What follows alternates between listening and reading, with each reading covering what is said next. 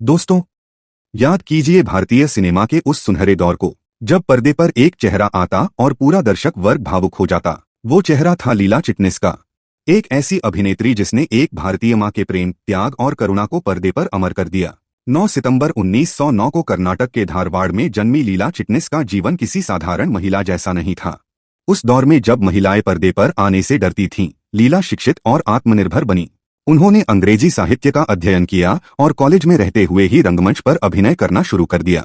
किसे पता था कि यही रंगमंच उन्हें एक दिन भारतीय सिनेमा की सबसे सम्मानित अभिनेत्रियों में से एक बना देगा। लीला ने 1930 के दशक में सिनेमा में प्रवेश किया।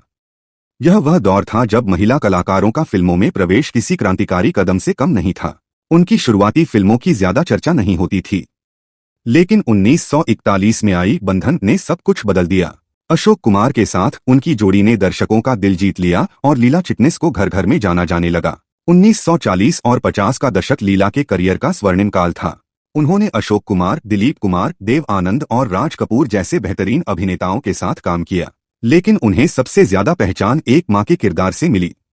आवारा में राज कपूर की मां, श्री 420 इंच में प्रेम की प्रतिमूर्ति और जिस देश में गंगा बहती है में त्याग की भावना रखने वाली मां लीला के हर किरदार ने दिल को छू लिया। उनके चेहरे की मासूमियत और संवादों में छिपी भावना दर्शकों को रुला देती थी, लेकिन पर्दे के पीछे उनकी जिंदगी इतनी आसान नहीं थी। लीला शादीशुदा थीं, लेकिन उनकी शादी ज्यादा दिन नहीं चली। उनके अलग होने के बाद उन्होंने अपने बच्चों का अकेले पालन पोषण किया। सामाजिक तिरस्कार और आर्थिक तंगी के बावजूद उन्होंने कभी हिम्मत नहीं हारी। वह कहती थीं, अगर मैं मां का इतना गहरा चित्रण कर पाती हूं तो यह मेरे अपने जीवन की बदौलत है। और सचमुच वही दर्द और स्नेह उनकी आंखों में झलकता था। लीला चिटनिस न केवल एक अभिनेत्री थीं, बल्कि भारतीय सिनेमा में महिला सशक्तिकरण की प्रतीक भी थीं। उन्होंने साबित किया कि एक महिला अपने दम पर समाज और कला दोनों में अपनी जगह बना सकती है।